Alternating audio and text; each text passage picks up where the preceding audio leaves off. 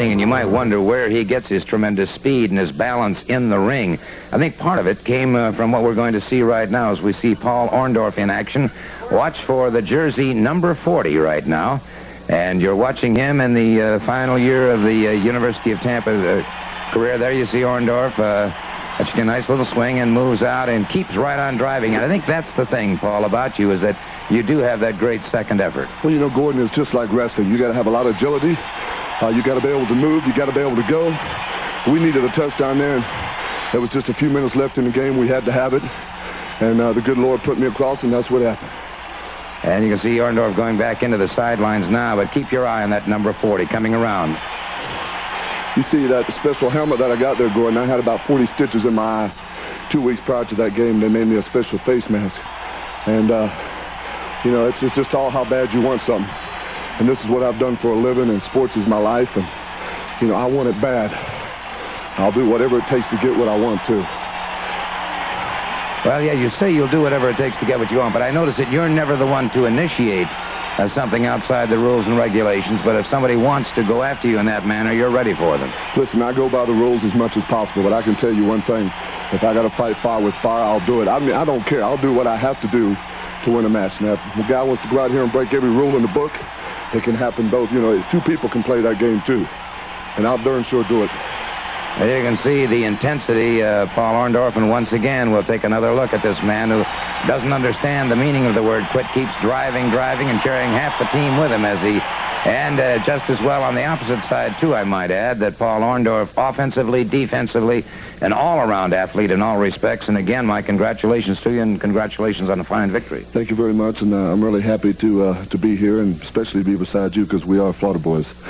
You got it there, 10-4 on that. Paul Orndorff, and certainly want to thank you very much. I just heard Jerry Briscoe come out here, little Mickey Mouse come out here, saying all kinds of things about me, saying that I'm going to have to wrestle. You see, I don't have to do nothing, Mickey Mouse. You come out here, I already busted your leg one time. I've already proved to you who's the man. Who does this guy think he is? I'm a very special person. I am special because I do exactly what I want. I am special because I got lots of bucks to back me up. I'm a special...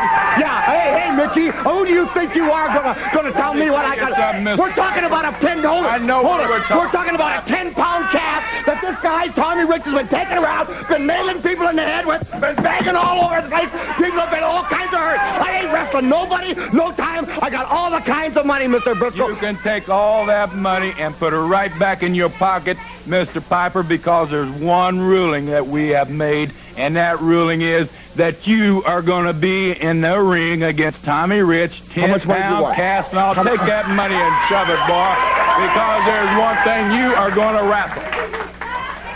You stink! That's what you do! I'll tell you something, mister. If I'm going to wrestle, people are going to have to pay. You see, you can either pay me now, brother, or you can pay me later. But you pay me later, it's going to cost you a lot more, man. Oh, well, I'll tell you what, let's move right... Jelly roll. Just come here and take a look at this man right here. I'm talking about take a look at the eyes. Everybody wants to know. I heard some guy come out here, Mr. Steve-O. Steve-O's going to be a special referee. All of a sudden, what they're trying to do is they're trying to corner me. They're trying to make me like a rat, you know. I ain't no rat. Steve-O, you want to come in there? For a while there, your hand wasn't doing so good itself. Tommy Rich, your hand wasn't doing so good itself. When we had him up against the post here, and he was crying and begging and screaming, then you weren't too happy then, were you? Well, just take a look at this man right here, Dusty Rhodes. He thinks he's really tough, doesn't he, right? Where's he been? He's afraid of the tiger right here. Where's he been? Where's old Jelly Roll been, huh? Just a moment. I think that's enough now, Mr. Piper. I'll tell you what. I do have some videotape comments from Dusty Rhodes. I would be very appreciative if you would just stand here, take a look at this monitor right over here, and you'll hear about Dusty Rhodes. But in Atlanta, Georgia, in the past 4 or 5 years, and most of them I've been involved in. Most of them Dusty Rhodes, the American Dream, been involved in. Because that's where the play is. That's where the deal is. And that's where every man, woman, and child working for a living right now, as hard as it is, can know when they ask a Dusty Rhodes 120%, they get it full return. They get it full return. A lot of guys will offer up their innocence, and they're paying back in scorn. But not Dusty Rhodes. Tommy Rich, Piper, Ole Anderson, it's right here now. The fire's out of control. I ran around with a cast on my head. I know what it is to lay somebody open. And young Wildfire Tommy Rich gonna take that cast with my help, and we're gonna lay you both open. Because that's the final chapter. That's the final play. That is the final deal, Daddy. Final chapter, all right. Like I told you, but you see, the problem is, Rose, I'm the one writing the book, Rose. I'm talking $5,000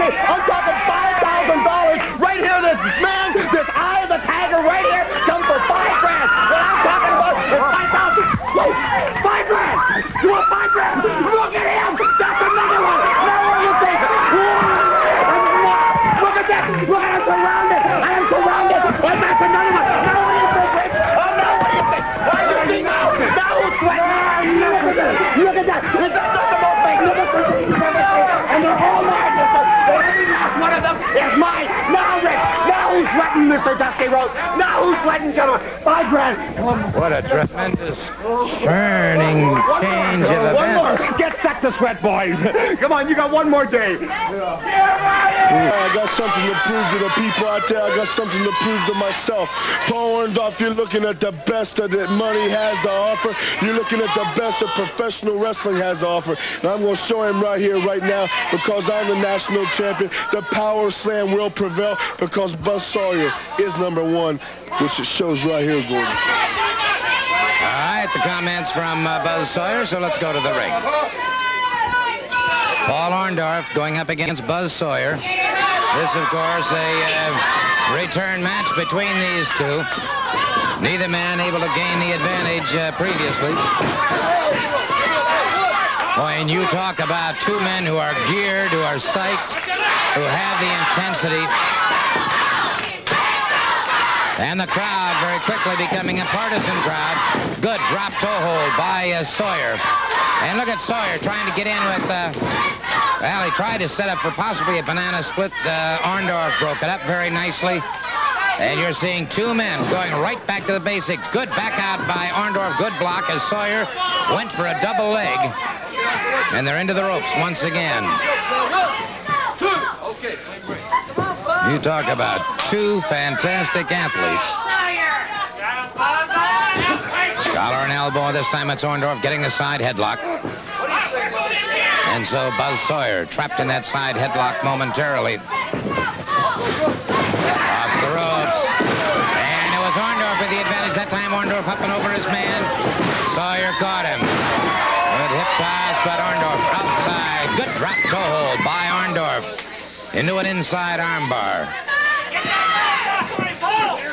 Boy, you talk about tremendous competition. We're seeing it here.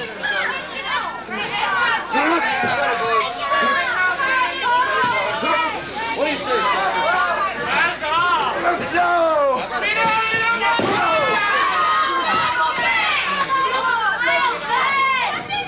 Back on their feet once again. It's Sawyer with a massive forearm into the upper chest of Paul Orndorff. Another one, and now it is Orndorff who has Sawyer down momentarily. Sawyer utilizing those ring ropes. Great move by Sawyer. But Orndorff slips away from it and gets back into the advantage position. You talk about fantastically conditioned athletes who know their craft, and they do know it. Sawyer went to the Nationals as an amateur. Orndorff, who was all-state in just about everything he participated in. We've seen earlier his prowess on the football field. Neither man has any wasted movement. Good move by Orndorff as he hooked that arm coming around.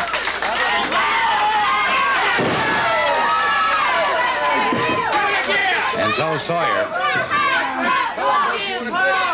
who is the national heavyweight champion. That belt is not on the line, I might add.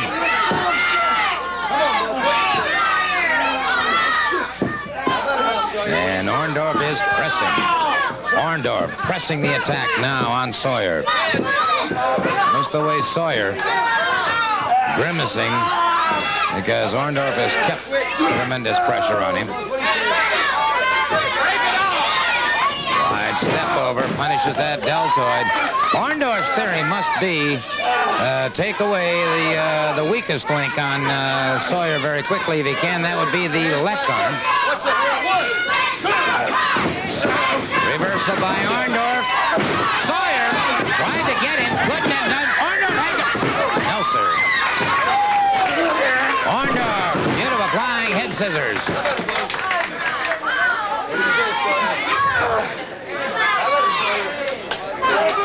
Orndorff keeping the head scissors now on Buzz Sawyer. And you know when you have two athletes with their capabilities that at any second one man could score that pinfall or could get his man into that submission hold. And of course, this being a submission sport, knowing the pride that these two men have and the intensity they have, either one of them could end up with a serious injury from this match, but it is Orndorff now carrying the attack on Sawyer. Orndorff spearheading these salient thrusts against the offense of Buzz Sawyer and doing his very best to turn it back.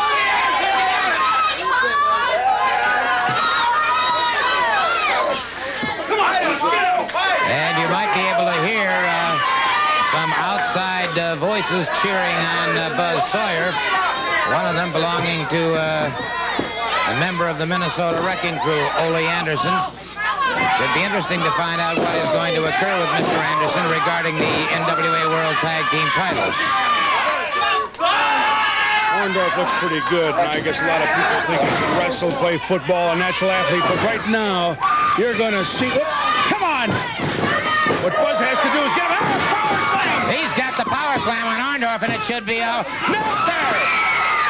Orndorff came out of that power slam. He came out before the count of three. Orndorff came out of the power slam before the count of three.